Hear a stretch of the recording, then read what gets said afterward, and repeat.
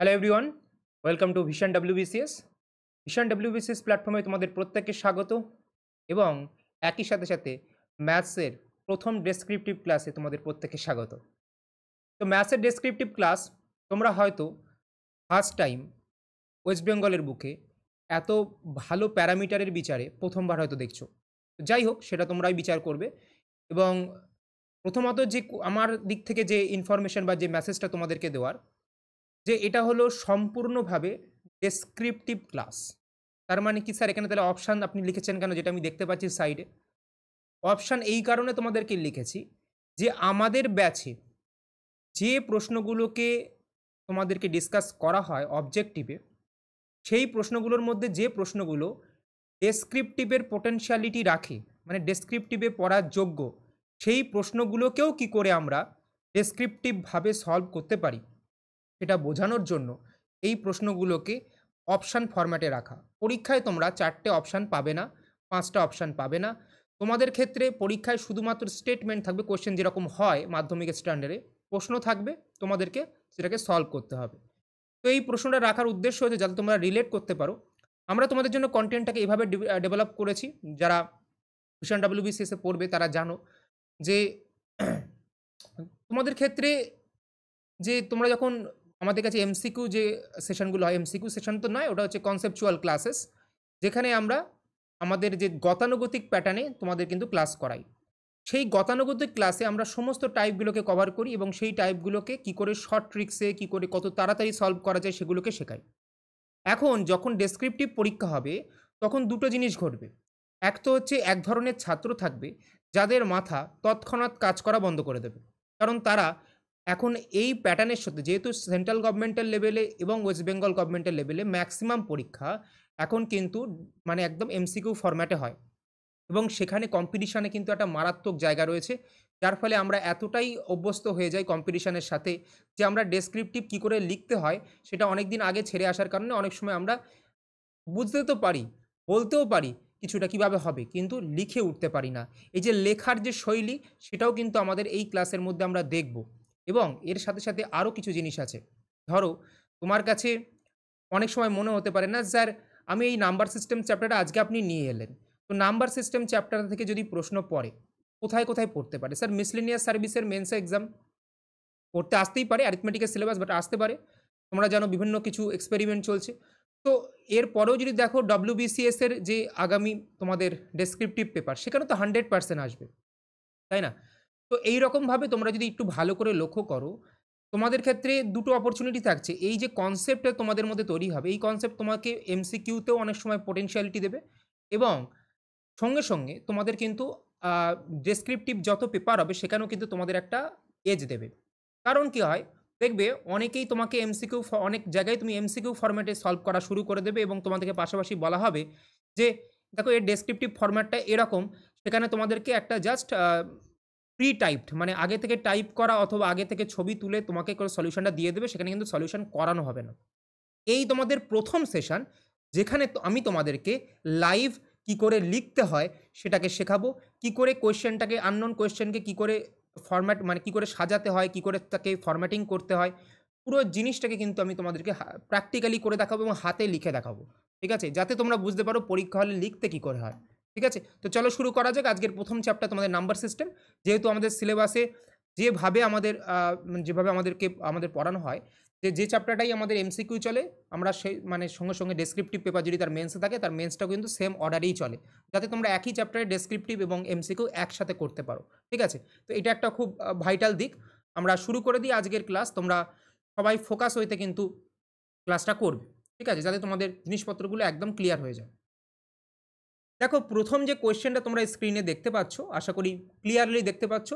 প্রথম যে কোয়েশ্চেনটা আমাদের সামনে আসে সেটা হচ্ছে কি, দেখো আমি কোয়েশ্চেনটাকে বাংলা এবং ইংরাজি দুটো মাধ্যমেই রেখেছি যাতে তোমাদের প্রত্যেকের বুঝতে সুবিধা হয়, আর আমি সলিউশনটা কিন্তু ইংরাজিতে করাবো। যদি কারোর বাংলা সলিউশনের ডিমান্ড থাকে তারা অবশ্যই আমার এক্সপ্লেনেশনটা শুনে নিও। এক্সপ্লেনেশন শুনলে তাদের কি হবে, যে তোমাদের বাংলায় লিখতে কি করে হয় সেটা কিন্তু বুঝে যাবে। ঠিক আছে, তো চলো শুরু করা যাক। মেনলি যেহেতু সবাই এখানে গ্রাজুয়েশন পাস করেছে, তো ম্যাক্সিমাম জনই কিন্তু ইংরাজিতে লিখবে, সেই কথা মাথায় রেখে আমি ইংরাজিতেই লেখাচ্ছি, বাংলায় আমি পাশাপাশি বলতে থাকবো। ঠিক আছে, তো চলো শুরু করা যাক। এখানে যদি আমি দেখি প্রথম কোয়েশ্চেন বলছি the difference between the place values of 8 in numeral 6283481। মানে এই কোয়েশ্চেনটা বলেছে একটা নাম্বার তোমার কাছে দেওয়া আছে, এখানে আছে কত বলো, একক, দশক, শতক, হাজার, অযুত, লক্ষ, নিযুত। তো ৬২,৮৩,৪৮১ একটা নাম্বার, যাতে ৮-এর প্লেস ভ্যালু এবং ৮-এর দুটো প্লেস ভ্যালু আছে, তাদের ডিফারেন্স বার করতে বলেছে। দেখো এই ধরনের কোশ্চেন কোথায় পড়ে, এই ধরনের কোশ্চেন পিওরলি পড়ে হচ্ছে তোমাদের একদম এমসিকিউ ফরম্যাটে। কিন্তু এই ধরনের কোশ্চেন যখনই তোমার ডেসক্রিপটিভ ফরম্যাটে আসবে, সবাই কিন্তু ভাষা হারিয়ে যাবে, বলে স্যার এই তো 2 লাইনের কোশ্চেন, এতে আমি কী লিখব, এ তো 2 লাইনের কোশ্চেন, এখানে আমি কী লিখবো। যদি আমাকে কালকের দিনে একটা নাম্বার, ঠিকঠাক নাম্বার দেয় এখানে অ্যান্সার করার জন্য, তো আমি কী বা কী লিখবো, কী লিখলে 2 লাইনের থেকে 3 লাইন লিখলে কি আমাকে পুরো নাম্বার দেবে? অনেকের মধ্যেই ডাউট আছে। তো লেখার যে ধরন, সেটা একটা শৈলী, সেটাকে শিখতে হবে। ঠিক আছে, প্রত্যেকটা সাবজেক্টের একটা নিজস্ব লেখার ধরন থাকে, আমরা এখানে দেখব। তো এই প্রশ্নটার বাংলা মানে হচ্ছে কি, 6, 2, 8, 3, 4, 8, 1 সংখ্যার 8-এর স্থানীয় মানের পার্থক্য কত। ঠিক আছে, তো আমরা দেখবো এটাকে লিখবো কেমন করে। তো প্রথমে এই কনসেপ্টটা কোথা থেকে নেওয়া হয়েছে স্যার? প্লেস ভ্যালুর কনসেপ্ট থেকে। Place value, concept of place value, যেটা আমরা এমসিকিউ সেশনে ডিসকাস করি, সেটা এখানে ডিসকাস করব না। প্লেস ভ্যালু মানে কি, যদি তোমাদের একটুখানি আমি জাস্ট রাফলি তোমাদেরকে বলেই দিই, তারপরে আমি তোমাদেরকে লেখাচ্ছি, একটুখানি তোমরা শুনে নাও। ধরো প্লেস ভ্যালু আর ফেস ভ্যালু জিনিসটা কি, ধরো এখানে 3-এর প্লেস ভ্যালু কত, তাহলে 3কে তুলে নাও, আর 3 যে প্লেসে বসে আছে সেটার ভ্যালু কত। 3 কোন প্লেসে বসে স্যার? একক, দশক, শতক। 3 বসে আছে শতক প্লেসে। শতক প্লেস মানে কি? 100। শতকের মান কত? 100। তাহলে 3-এর প্লেস ভ্যালু কত হবে? 3 ইন্টু 100। ওকে, এটাই হচ্ছে কিন্তু প্লেস ভ্যালু কাউন্ট করার নিয়ম। ঠিক আছে, আমি এবার এটাকে মুছে দিচ্ছি। এবার শোনো, এই জিনিসটাকে লিখতে কেমন করে হবে। তাহলে ফার্স্টে আমাকে এই যে নাম্বারটা, যেমন আমি যদি তোমাকে বলি 21, 21কে আমরা কিভাবে তৈরি করি, এটা একক, এটা দশক। তাহলে দশকের স্থানকে দশকের প্লেস ভ্যালু দিয়ে গুণ করতে হবে, এবং এককের স্থানে যে আছে তাকে এককের প্লেস ভ্যালু দিয়ে গুণ করতে হবে। দেখো 20, 10, 2 ইন্টু 10 প্লাস 1 মানে 21। তো এই যে কনসেপ্টটা, এটাকেই কিন্তু আমরা লিখবো। তো সেটাকে লেখার জন্য আমরা যে ভাষাটা ইউজ করব, সেটাকে বলবো আমরা যে আমরা এই জিনিসটাকে এক্সপ্যান্ড করছি। ঠিক আছে, কি বললাম? তো এক্সপ্যান্ড করো, তাহলে লিখতে পারো তোমরা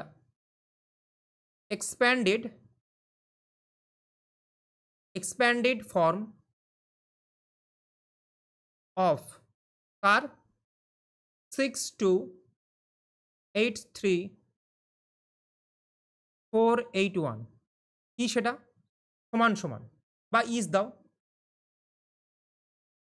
ইজ কি সেটাকে বলো। দেখো এটা হচ্ছে আমাদের একক, পরেরটা দশক, তাই না? এরকমভাবে ভাঙছি না। তো আমরা প্রত্যেকটার প্লেস ভ্যালু দেখবো, সবকটা লিখছি না এরকম করে, জাস্ট কনসিডার করো। এটা 1, এটা 2, এটা 3 নম্বর ঘর, এটা 4, এটা 5, এটা 6, এটা 7। তাহলে চিন্তা করো যে যখন তুমি 6-এর প্লেস ভ্যালু বার করবে, তাহলে 6-এর পরে কটা ঘর ফাঁকা আছে? 6টা ঘর, 6টা স্থান আছে, ফাঁকা নেই, 6টা স্থান আছে। তাহলে 1-এর পিঠে 6টা শূন্য দিয়ে গুণ করতে হবে। আর 1-এর পিঠে 6টা শূন্যকে আমি বলতে পারি 10 টু দি পাওয়ার 6। তাহলে একে লিখতে পারি এই সংখ্যাটাকে 6 into 10 two the power 6 plus, ঠিক যেরকম করে 21কে ভেঙেছিলাম। দেখো 2, 2টাকে যখন লিখবো, 2 লিখলাম, 2-এর পরে কতগুলো জায়গা ফাঁকা আছে সেটা তার প্লেস ভ্যালু, তাহলে কত হবে? বলো স্যার 5টা জায়গা ফাঁকা আছে, তাহলে 5টা শূন্য, আর 2-এর জায়গায় একটা 1। তাহলে 2-এর যে প্লেস ভ্যালু, যেটা কনসেপ্টটা বসাতে হবে, সেটা হচ্ছে 2 ইন্টু 10 টু দি পাওয়ার 5। এরপরে যদি আমি দেখি 8-এর কত বসাবো, 8 ইন্টু, দেখো কটা জায়গা ফাঁকা আছে? 4টে, তাহলে 10 টু দি পাওয়ার 4। তারপরে কি হবে বলো? প্লাসের তোমাদের হবে 4, সরি 3, 3 ইন্টু একইভাবে দেখো কিউব। তারপরে যদি তুমি দেখো প্লাস, তোমরা দেখতে পাচ্ছ তো, না ওদিকে চলে যাচ্ছে না? 1 মিনিট দাও, আমি এটাকে নিচের লাইনে লিখছি যাতে তোমাদের কোনো রকম কনফিউশন না থাকে। প্লাস 8 হয়ে গেছে, 8-এর পরে 3, 3 ইন্টু 10 কিউব, 4 ইন্টু 10 স্কোয়ার, আর 8 ইন্টু 10, আর সঙ্গে হচ্ছে 1। তো আশা করি তোমরা বুঝতে পেরেছো। জাস্ট নিচে লিখে দিচ্ছি, দেখো 10 স্কোয়ার তোমরা কিন্তু একই লাইনে লিখবে, আমি জায়গা শর্টেজের কারণে নিচে লিখছি। তো এটা হচ্ছে কত, 8 ইন্টু 10 পাওয়ারে 1 প্লাসের 1। তো আশা করি তোমরা এইটুকুনি বুঝতে পারলে। এটা হচ্ছে প্রথম লাইন হবে তোমার, যে এক্সপ্যান্ডেড ফর্মটাকে তুমি কিন্তু লিখে নিলে। এবার প্লেস ভ্যালু তুমি লিখছো, তাহলে লেখো হেয়ার দ্য প্লেস ভ্যালুজ, দুটো ভ্যালু আছে না, দুটো 8 আছে, এই দুটো ভ্যালু। Here the place values of, কাদের, দুটো 8 আছে, তাহলে 8s অ্যাপোস্ট্রফি এস আর তাহলে কি হবে, দেখো দুখানা 8 আছে, একটা 8 কি, জাস্ট একটা 8 কি বলো, আর একটা 8 এখানে। তো দুটোর প্লেস ভ্যালু তোমাকে লিখতে হচ্ছে। তাহলে প্রথমটার প্লেস ভ্যালু দেখো, একটা 1 লেখো আর কটা শূন্য, 1 2 3 4, বলো হ্যাঁ কি না। তো the place values of 2 8s আর 10,000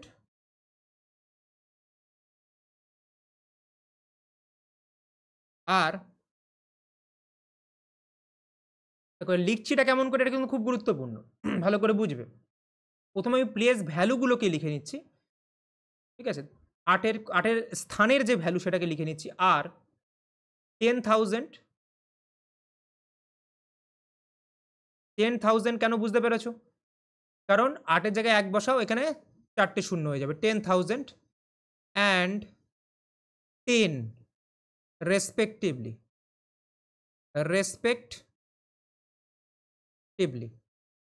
ঠিক আছে, respectively.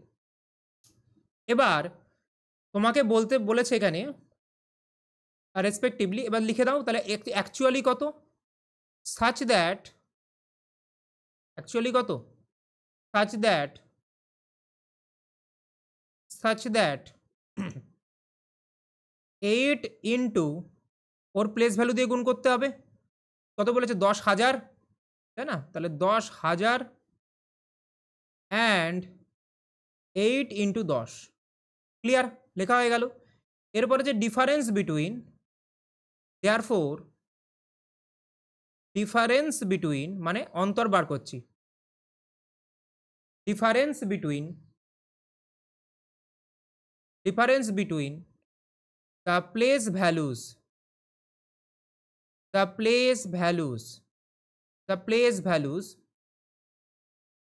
of difference between the place values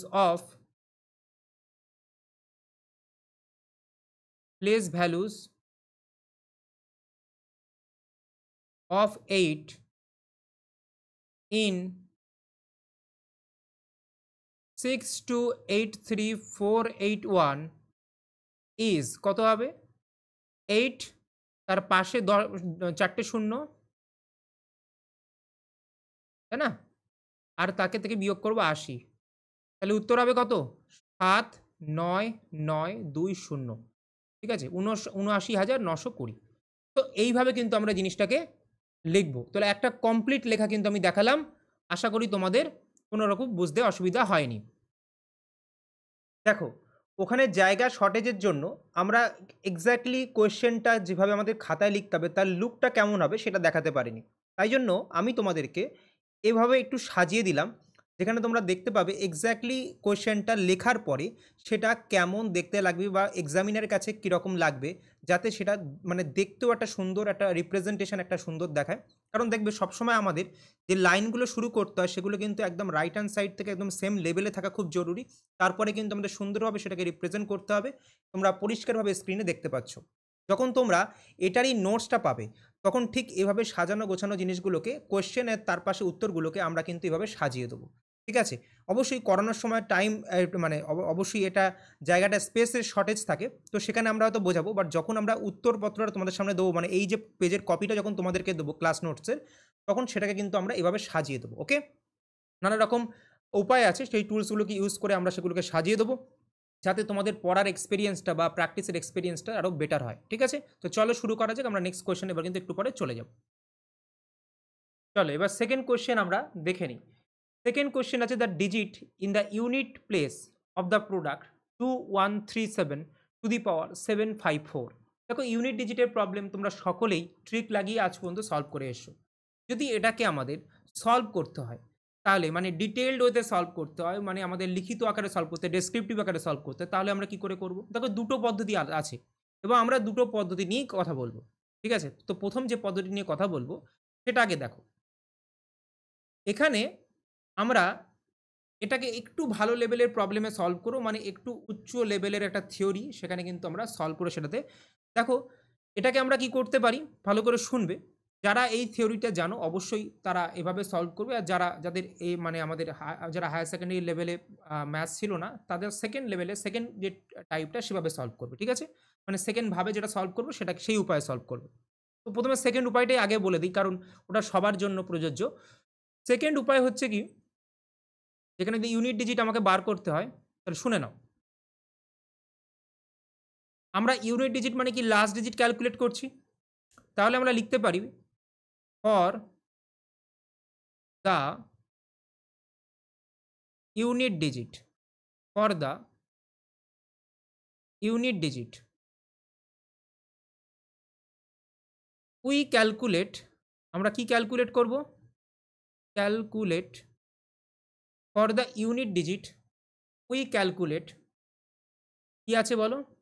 পুরো সংখ্যাটা যদি থাকে তার পুরো সংখ্যাটা নিতে হয় না, আমি তোমাদেরকে থিওরি করার সময় বলেছি। জাস্ট আমাদের এককের ঘরে যে ডিজিটটা লেখা আছে তার মাথায় পাওয়ারটা নিয়ে আমি ইন্টারেস্টেড, বাকি আগের যে সংখ্যাগুলো আছে কোনো ইন্টারেস্টেড নেই, কারণ ওটা দিয়ে আমাদের কিন্তু লাস্ট ডিজিট আসে না। তাহলে লাস্ট ডিজিট কোথা দিয়ে আসতে পারে স্যার? 7-এর পাওয়ারে 754, এইটুকুনি পোর্শন নিয়ে আমি কিন্তু ইন্টারেস্টেড। ওকে, তাহলে লিখে নাও we calculate 7 to the power 754, আর নিচে হবে কি 10। এবার এই জায়গাটায় কিন্তু আমাদের ক্যালকুলেশন আমাদের করতে হবে, তাহলে লিখতে হবে therefore 7 to the power 754, 7 to the power 754, আর ভাগে ছিল আমার 10। বলে স্যার 10 দিয়ে কেন ভাগ করলেন স্যার? এখানে তো আপনার বের করতে বলেছিল কি বের করতে বলেছিল বলো? Unit digit. আপনি 10 দিয়ে কেন ভাগ করলেন? এই থিওরিটা একটু যদি বলে দেন, একটু ব্যাখ্যা করে দেন। দেখো একটা কথা বলি, ধরো আমি তোমাকে জিজ্ঞেস করলাম কোনো সংখ্যার লাস্ট ডিজিট কত, সেই সংখ্যার লাস্ট ডিজিটকে খুঁজে পাওয়ার জন্য সব থেকে বেশি ইম্পর্টেন্ট সেই সংখ্যাকে 10 দিয়ে ভাগ করা। সেই সংখ্যাকে 10 দিয়ে ভাগ করলে অবশিষ্টটাই হবে দেখবে তোমার লাস্ট ডিজিট। বলবে স্যার কীরকম ভাবে? দেখো একটা কথা চিন্তা করো, ধরো আমি তোমাকে বললাম 1033, এর লাস্ট ডিজিট তুমি 3 জানো, কিন্তু তুমি যদি 10 দিয়ে একে ভাগ করে নাও তুমি বুঝতে পারবে 10 একে 10, 0, 33, 3 10 কে 30, দেখো অবশেষ 3, এই 3 ইন্ডিকেট করছে লাস্টে 3 আছে, কারণ ভাগ যাচ্ছে না। এই লাস্টের ডিজিটটা পাওয়ার জন্য 10 দিয়ে ভাগ করি, লাস্ট দুটো ডিজিট পাওয়ার জন্য 100 দিয়ে ভাগ করি, রাইট? এটা হচ্ছে বেসিক কনসেপ্ট। ওকে, ঠিক আছে, এইটুকুনি বোঝাটা খুব জরুরি। এই পর্যন্ত আশা করি কিন্তু সবার কাছে ক্লিয়ার হয়েছে। এবার দেখো এটাকে কিভাবে লিখবো? তাহলে এইটাকে যদি আমি ভাঙি, আমি কেমন করে ভাঙবো বলো? 7 টু দি পাওয়ার 754 আছে, তো আমি এমন একটা সংখ্যায় নিয়ে যাব যেটা তোমাদের 10 দিয়ে ভাগ যায় এরকম সংখ্যার কাছাকাছি। তাহলে 10 দিয়ে ভাগ যায় 7-এর পাওয়ারে বসে থাকবে এরকম সংখ্যা কোনটা? 7-এর স্কোয়ার মানে কত? 49, তাই না? 7 7 49, 49 সংখ্যাটা 50-এর কাছাকাছি, হ্যাঁ কি না? অবশ্যই। তাহলে আমরা ওটাকে নিয়ে কাজ করতে পারি। তাহলে আমি একটা কাজ করছি এখানে, ভালো করে শুনবে, যেটা তোমাদের লাভ হবে। দেখো তোমরা একটা কাজ করো, তোমরা এই প্রসেস থেকেও আরেকটা আমি সোজা প্রসেস তোমাদেরকে বলে দিচ্ছি, যেটা তোমাদের হয়তো আরও ইজি হবে ব্যাপারটা। দেখো এই প্রসেসটা আমি বলবো, আর একটা আমি তার আগে ইজি প্রসেস বলে দিই, কারণ হতে পারে অনেকের ক্ষেত্রে যারা প্রথম করছে তাদের ক্ষেত্রে প্রবলেম হতে পারে। তো আমি আর একটা ইজি প্রসেস তার আগে বলে দিচ্ছি। ধরে নাও আমি একটা কথা বলছি, আমরা মানে যখন পড়াই, যখন তোমাদের এমসিকিউ ফরম্যাটে পড়াই, যখন আমাদের ইজি ওয়েতে সলিউশন করতে হয়, তখন আমাদের একটা কনসেপ্ট আছে, তোমরা সবাই জানো, সাইক্লিসিটি। যারা পড়নি তারা পড়ে নিও, আমি একটুখানি বলে দিচ্ছি। যেমন সাইক্লিসিটি 4, এটা কাদের কাদের? বলে স্যার 2, 3, 7 আর 8, এই 4টে মাত্র ডিজিট আছে, যাদের সাইক্লিসিটি 4। বলে স্যার কেন? বলে স্যার এই কারণে 3-এর পাওয়ার যদি আপনি 1 নিয়ে নেন তাহলে 3 আসে ইউনিট ডিজিট, একটাই তো নাম্বার ওটাই ইউনিট ডিজিট। 2 নিয়ে নেন 9 আসে, 3 নিয়ে নেন 27 মানে 7 আসে, আর 4 নিয়ে নেন তাহলে কত হবে? 81 মানে 1 আসে। এবার যদি 5 নিয়ে নেন তাহলে 243 এ 3 মানে এই 4 ঘর আসার পরে আবার রিপিট হতে আরম্ভ করে। 3 এর পরে আবার 9 আসবে, আবার 7 আসবে, আবার 1 আসবে। আবার 3, আবার 9, আবার 7, আবার 1। তার মানে এটাও এদের 4 ঘর অন্তর, অন্তর কিন্তু এরা রিপিট করে। তো 3 এর সাইক্লিসিটি 4, ঠিক একইভাবে 7 এরও সাইক্লিসিটি 4, 2, 3, 7, 8 এই 4 টে নাম্বার আছে যাদের সাইক্লিসিটি কি হয় 4। সাইক্লিসিটি দিয়ে আগে সলভ করো, সেটা আমার মনে হয় অনেক বেশি ইজি হবে তোমাদের পক্ষে। দেখো, এটাকে আমি লিখতে পারি এভাবে, ভালো করে শুনবে আমার কথা। ধরে নাও, আগে লিখে নাও, আমরা সাইক্লিসিটির কথাটা আগে লিখে নাও যেটা শেখালাম। We all know we all know that cyclicity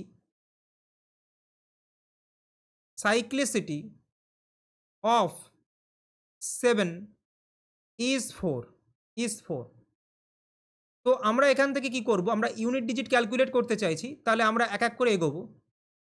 cyclicity মানে কি শিখলাম? প্রতি 4 ঘর অন্তর রিপিট করে কনসেপ্ট। তো যদি আমাকে এটাও শুনে নাও একটুখানি, 3 টু দি পাওয়ার 4 বার করেছিলাম, কত বেরিয়েছিল? 81। আবার 3 টু দি পাওয়ার 5 যখন ক্যালকুলেট করলাম আবার 3 থেকে রিপিট হচ্ছিল না? মানে 3, 9, 7, 1 এই প্যাটার্নটা বারবার রিপিট হচ্ছিল 3 এর ক্ষেত্রে। তো মনে করো যদি আমাকে কখনো 3 টু দি পাওয়ার 5 বার করতে হয়, তাহলে আমি প্রথমে কি করব? 4 পর্যন্ত যাব, তারপরে আরেক ঘর যাব। কারণ 4 পর্যন্ত গেলে স্যার এই পর্যন্ত চলে আসবো, এক ঘর যাওয়া মানে জাস্ট আবার 3 থেকে রিপিট হবে। যদি আমাকে 6 পর্যন্ত যেতে হয় তাহলে আমি প্রথমে 4 পর্যন্ত যাব, তারপরে আরও 2 ঘর যাব। কেন 4 পর্যন্ত যাব? 4 পর্যন্ত যাওয়ার অর্থ হচ্ছে এই পর্যন্ত চলে আসবো, আর 2 ঘর চলে গেলেই হয়ে যাবে, মানে 3 এর পরে 9 নিলে হয়ে যাবে। মানে আমি জাস্ট এইটা তোমাকে বলতে চাইছি, তার মানে আমাকে এই ফরম্যাটটাকে সাজানোটা বুঝতে হবে। এবার লিখছি দেখো এটাকে, যে ইউনিট ডিজিট বা এককের ঘর of 7 to the power 4n plus 1। বলে স্যার এর মানে কি? মানে তোমাকে বের করতে দিয়েছে 7 to the power 17, 7 to the পাওয়ার 5 এই ধরনের সংখ্যা। মানে কি? যেখানে এটা 4-এর গুণিতকে বসে আছে প্লাস 1, তাই না? সরি, এটা 13 নিয়ে নাও। আর এটা দেখো 4 to the power 4 into 1 plus 1। তার মানে কি? 4-এর রাউন্ড শেষ হয়ে যাচ্ছে আর এক ঘর যাচ্ছে, মানে রিপিটেশন শুরু হয়ে যাচ্ছে, ফার্স্ট রিপিটেশন। মানে স্যার আরেকবার যদি একটু স্পষ্ট করে বলতেন। 7-এর পাওয়ার 1 মানে কত? 7। 2 করলে 49 মানে 9 নেব। 3 করা মানে 343, 3 নেব। আর 4 করা মানে 1 আসবে। 7, 9, 3, 1। এটাই তো বারবার রিপিট হবে। ভালো করে চিন্তা করো, যে 7 টু দি পাওয়ার 13 বার করছে, যদি সে 12 পর্যন্ত চলে যায়, তারপরে সে যদি এক ঘর যায়, তো 12 পর্যন্ত গেলে তো স্যার এখানেই আসবে না, একই আসবে না? 4 গেলে আবার একে আসে, আবার 4 গেলে আবার একে আসে, আবার 4 গেলে আবার একে আসে। তাহলে 8 বার আর 4-এ 12 বার, 12 বার গেলেও এখানেই আসবে। কিন্তু তাকে আরও এক ঘর যেতে হবে, তার মানে আবার 1 থেকে শুরু হবে, মানে প্রথমটাই চলে আসবে, মানে 7। যদি এখানে 2 থাকতো তাহলে 9 উত্তর হতো, 3 থাকলে 3 উত্তর হতো। এই কনসেপ্টটা তোমাদেরকে আমি ধরাতে চাইছি। আশা করি তোমরা জিনিসটা বুঝতে পারছো, জিনিসটা ফিল করার ব্যাপার পুরোপুরি।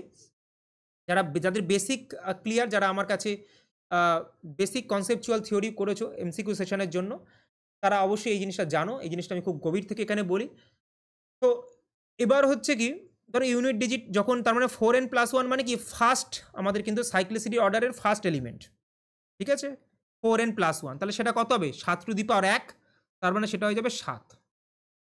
আচ্ছা, তারপরে আমরা লিখতে পারি কি? Unit digit of 7 to the power 4n plus 2, তাহলে দ্বিতীয় এলিমেন্ট 7-এর স্কোয়ার মানে 49, মানে লিখবো কত? 9। ইউনিট ডিজিটটা লিখবো only. Unit digit of 7 to the power 4n plus 3, 343 মানে 3 লিখবো।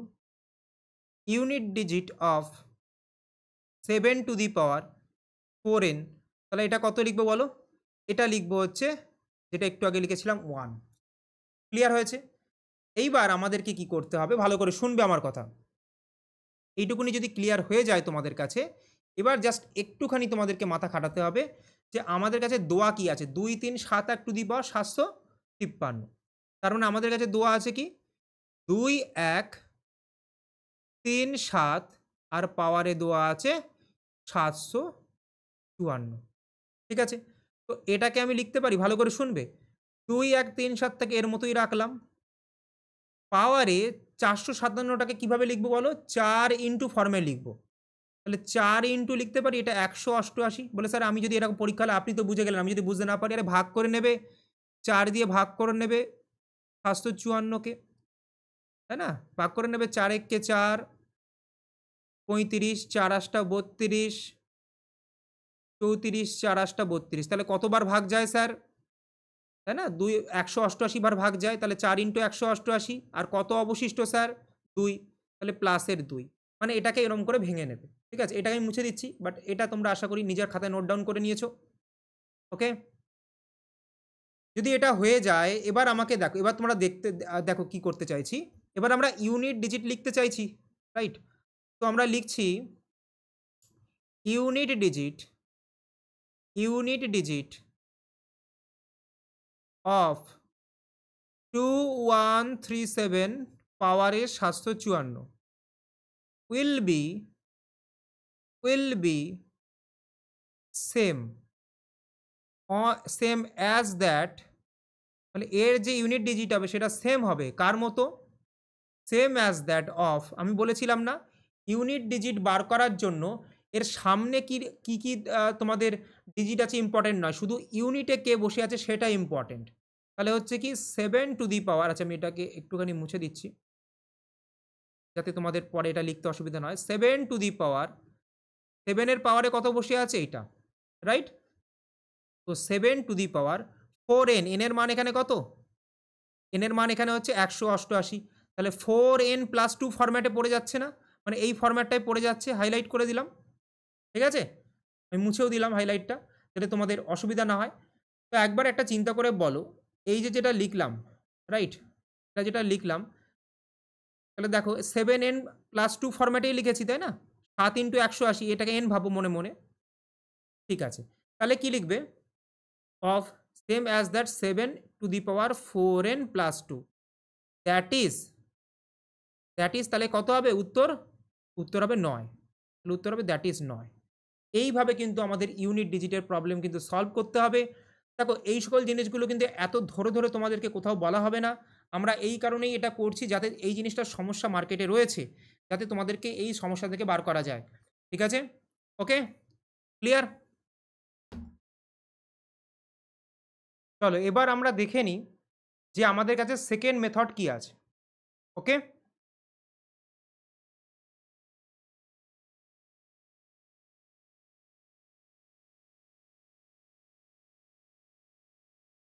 সেকেন্ড মেথড হচ্ছে, তোমরা একটা কাজ করতে পারো এটাকে। দেখো আমরা লিখছি the unit digit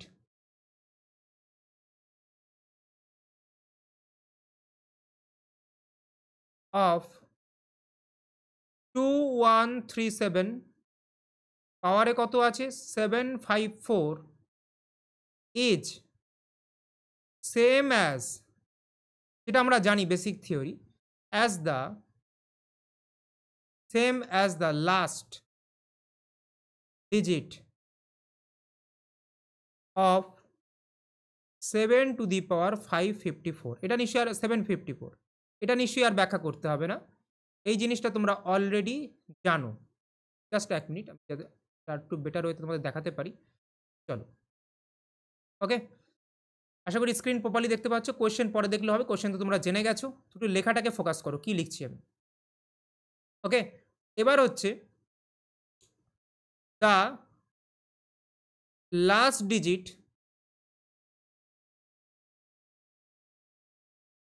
digit of, আচ্ছা চলো এটাকে বাদ দাও, লাস্ট ডিজিট তো আমরা কনসিডার করেই নিয়েছি। এবার লিখতে পারো consider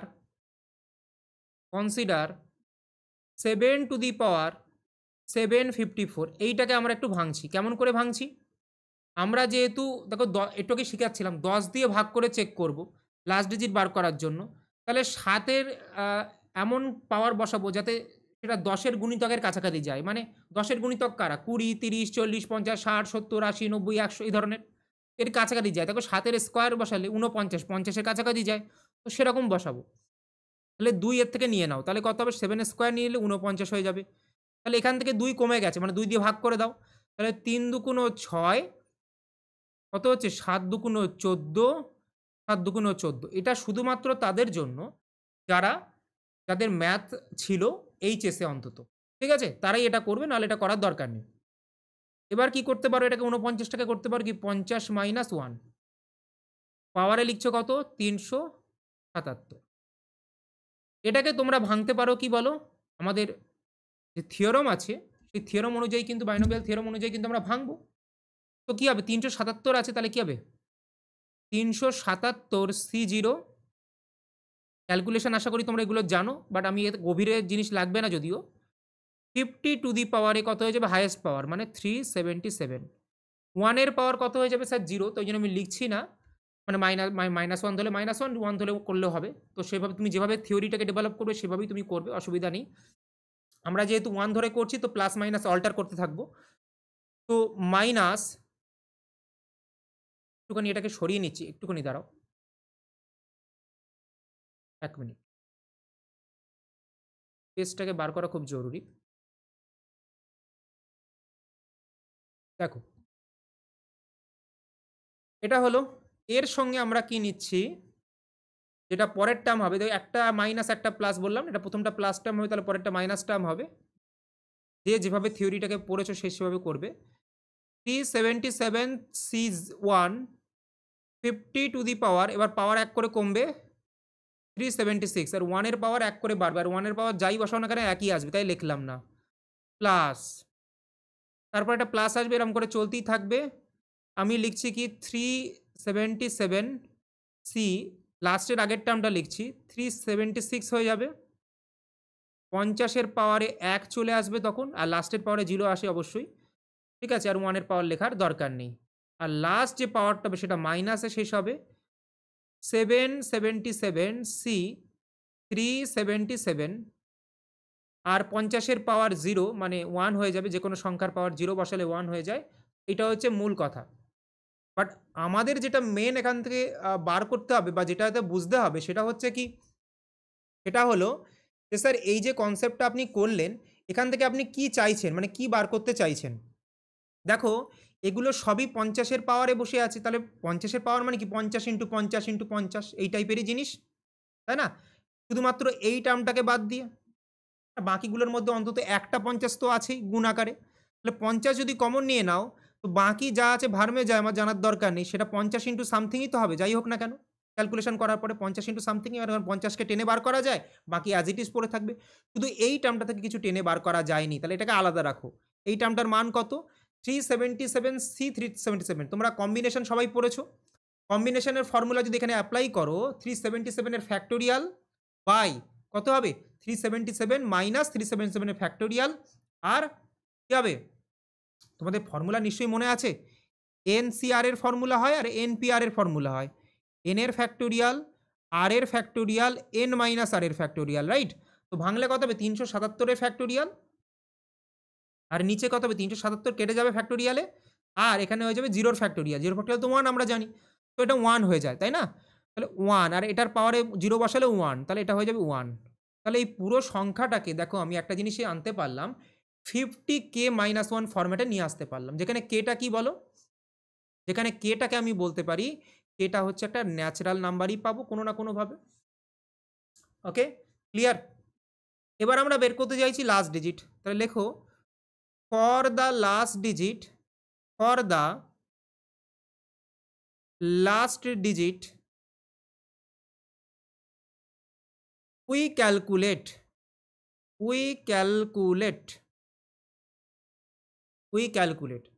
7 to the power 754 to the power 10, কারণ 10 দিয়ে ভাগ করি তো আমি ক্যালকুলেট করব। বলে কেন স্যার? তার কারণ 10 দিয়ে ভাগ করলে লাস্ট ডিজিট পাই, প্রথমেই বলছিলাম আজকে, আর 100 দিয়ে ভাগ করলে লাস্ট দুটো ডিজিট পাই। তাহলে আমরা কি করব? 10 দিয়ে যেই ভাগ করব, এটার মান কত পেয়েছি? 50, এর মান পেয়েছি 50k - 1, তাকে 10 দিয়ে ভাগ করব। তাহলে এটা দুটো পার্টে ভেঙে যাবে না, 50k ভাগ 10 আর 1/10। দেখো এই পার্টটা তো বিভাজ্য হয়ে যাচ্ছে, হ্যাঁ কি না? তো এই পার্টটা থেকে তার মানে কি রিমাইন্ডার বেরোবে বা অবশিষ্ট বেরোবে, হ্যাঁ কি না? আশা করি তোমরা বুঝতে পেরেছো। তার মানে আমাদের কিভাবে ক্যালকুলেট করতে হবে? তাহলে রিমাইন্ডার বেরোবে শুধুমাত্র 1/10 থেকে, কিন্তু মাইনাসে আছে। তো মাইনাসে যেহেতু আছে এটাকে আমাকে ভদ্রস্থ করে সাজাতে হবে। বলে স্যার তার মানে আমি একটু ক্যালকুলেশনটা আপনি তো চেঞ্জ করেও করতে পারতেন, এভাবে কেন করলেন? হ্যাঁ, এখান থেকেও বার করা যায়, বাট আমি একটু বুদ্ধি খাটাচ্ছি না এখানে, আরও একটু বুদ্ধি খাটালে আরও তাড়াতাড়ি হবে। বলে স্যার কীরকম? এখানে দেখো আমরা এটাকে না 10-এর গুণিতকে লিখবো। কেমন করে দেখো, 10 ওপরে বসিয়ে নিলাম, 50 আনতে হবে, তাহলে 5 লাগবে। তো এখানে বসিয়ে নিলাম আমি 5k, আর এখানে আমি মাইনাসটাকে প্লাস বানাতে চাইছি, তাহলে কি করব স্যার? দেখো আমি এটাকে যদি প্লাস বানাতে চাই তাহলে আমরা একটা কাজ করছি। আমি যদি এখান থেকে একটা +10 এর সঙ্গে যোগ করে দিই, মানে জাস্ট মনে করো এর সঙ্গে +10 যোগ করে দিলাম, আর -1 তো অলরেডি আছে, তাহলে -10কে ব্যালেন্স করতে হবে। -10কে ব্যালেন্স করার জন্য আমি এখানে -1 দিয়ে নিলাম, তাহলে কি 10 আর এখানে -1 -10 হয়ে গেল, এখানে +10 কেটে যাবে। বলে হ্যাঁ কি না? আর নিচে আছে কত, 10। দেখো এই যে সামনের পার্টটা আছে যেটাকে যদি হাইলাইট করি, এই যে পার্টটা, এই পার্টটা কি হয়ে যাবে বলো, 10 দ্বারা বিভাজ্য হয়ে যাবে, হ্যাঁ কি না? শুধু পাশের যে পার্টটা আছে যেটা পরবর্তীকালে আমি যদি একটু ভেঙে লিখি, পরবর্তীকালের পার্টটা মানে এটা হয়ে গেল 5k - 1 আর ভাগের 10, আর পরেরটা হয়ে গেল কি প্লাসের 9। তো এই পার্টটা থেকে তো রিমাইন্ডার বেরোবে, যেটা ভাগ যাচ্ছে না। তাহলে 10 দিয়ে 9কে ভাগ করছি, 9 যেহেতু 10-এর থেকে ছোট, তাহলে পুরোটাই রিমাইন্ডার, তাহলে 9 হয়ে যাবে কিন্তু আমার reminder. Therefore reminder equal to reminder বা রিকোয়ার্ড রিমাইন্ডার ইকুয়াল টু কত হবে, 9। তো এই ছিল আমাদের সেকেন্ড প্রসেস। যাদের এই প্রসেসটা ভালো লেগেছে বা যারা শিখতে চেয়েছো তারা শিখতে পারো, আর যাদের ক্ষেত্রে নন ম্যাথ ব্যাকগ্রাউন্ডে তারা প্রথম প্রসেসটা অ্যাপ্লাই করো। আমি দুটো প্রসেসে কিন্তু খুব ডিটেলসে বলে দিলাম। ওকে, এবারে চলে আসি আমরা 3 নম্বর কোয়েশ্চেনে। বলছে which one of the following will divide এত কমপ্লিটলি। তো এই ধরনের প্রবলেম কি করে আমরা সলভ করি, এটা খুব বেসিক প্রবলেম। তো চলো দেখা যাক। 4^61, 4^62, 4^63 প্লাস 4^64। ক্লিয়ার সবার কাছে? সলভ কী করে করব? ম্যাক্সিমাম পাওয়ারটাকে কমন নেব, 4^61। তাহলে এখানে কি পড়ে থাকবে স্যার, 1, এখানে পড়ে থাকবে 4 এর স্কোয়ার, এখানে পড়ে থাকবে 4 এর কিউব, আর এখানে পড়ে থাকবে 4^3। ওকে, ক্লিয়ার? তো এখানে তোমাদের গুণোত্তর প্রগতি তোমরা সূত্র অ্যাপ্লাই করতে পারো, না হলে নর্মালি তোমরা গুণ করে দাও, তাতেও হবে। 4^61 এটা কত হচ্ছে, এবার লিখতে পারো 1, 16, 64, আর হচ্ছে কত, সরি আমি ভুল লিখলাম, এটা 4 হবে, 4^1, এটা স্কোয়ার, এটা হচ্ছে কিউব। তো 4 হবে এখানে, মুছে দিচ্ছি এখানটা। দেখো কত হচ্ছে, এটা 4, এটা 16, এটা 64। তাহলে কত হলো, 4^61, 16 হচ্ছে আর 20, 20 আর 60 কত হবে স্যার, 20 আর 60 80, 84 আর 85। এবার অপশানটা এই কারণে দেওয়া, কারণ এই ধরনের কোশ্চেন তোমাদের মাল্টিপল চয়েসে পড়ে, তাই না? তো তোমাকে যখন পরীক্ষায় জিজ্ঞেস করবে তখন এইভাবে জিজ্ঞেস করবে না, which one of the following জিজ্ঞেস করবে না, তোমাকে বলবে যে দেখাও যে, তখন কোশ্চেনটা হয়ে যাবে দেখাও যে 4^61 প্লাস 4^62 প্লাস 4^63, 4^64, এই যে এক্সপ্রেশনটা এটা 10 দ্বারা বিভাজ্য হবে, ইজ ডিভিসিবল বাই 10। এটা তোমাকে প্রমাণ করতে বলবে বা দেখাতে বলবে। তো এটার উদ্দেশ্য হচ্ছে তোমাদেরকে পাশে মাল্টিপল চয়েস কোয়েশ্চেনটা রাখার, যে সেম কোয়েশ্চেনের ফ্রেমটা কিভাবে তোমাদের ডেসক্রিপটিভে চলে আসবে। তো এর মানে কি হবে বলো, আমরা একটা 4 এখান থেকে বার করে নিচ্ছি, তাহলে এখানে 60খানা 4 পড়ে থাকবে, একটা 4 বার করে নিয়েছি, আর এখান থেকে আমি একটা 5 বার করে নিচ্ছি, ঠিক আছে? এখান থেকে আমি আরও একটা 2 বার করে নিচ্ছি, আমার 10 লাগবে না, তো 2 বার করে নিচ্ছি, 2টাকে 17-র সঙ্গে গুণ করে দিচ্ছি, তাহলে কত হবে, 34। আর 2 এর আর একটা 2 পড়ে থাকবে যেটা 5-এর সঙ্গে গুণ করে 10। তার মানে একটা জিনিস দেখতে পাচ্ছ, এখান থেকে একটা তো কনক্লুশন আমি দিতে পারছি, বলে কি sir, therefore 4 to the power 61 plus 4 to the power 62 plus 4 to the power 63 আর প্লাসের 4 টু দি পাওয়ার 64 এটাকে লেখা যাচ্ছে 10 ইন্টু সামথিং, যেখানে কে একটা নট জিরো সংখ্যা, নন জিরো সংখ্যা। তাহলে আমি অবশ্যই বলতে পারবো অতএব 4 to the power 61 4 to the power 61 plus 4 to the power 62 plus 4 to the power 63 plus 4 to the power 64 is completely divisible by 10, is completely divisible by 10। বলো হ্যাঁ কি না, ক্লিয়ার সবার কাছে, কমপ্লিটলি ডিভিজিবল বাই 10। তো এই ছিল আমাদের এই অঙ্কটা সলভ করার টেকনিক, এবং এর প্রশ্নটা কীরকম হতে পারে সেটারও কিন্তু একটা তোমাদের কিন্তু আইডিয়া আমি এখানে দিয়ে দিলাম। চলো এবার শুরু করো 4 দাগের প্রবলেম। বলে স্যার এটা খুব ফেমাস প্রবলেম, এ ধরনের প্রবলেম কি করে সলভ করি আমরা? প্রবলেমটা কি আছে স্যার? তো গিভেন বলে লিখবে, প্রদত্ত, বা বাংলায় লিখলে প্রদত্ত, ইংরেজিতে বলবে গিভেন। 1 স্টার নয়, এটা আসলে এটা আদতে কি আছে বলে এখানে গুণ আছে।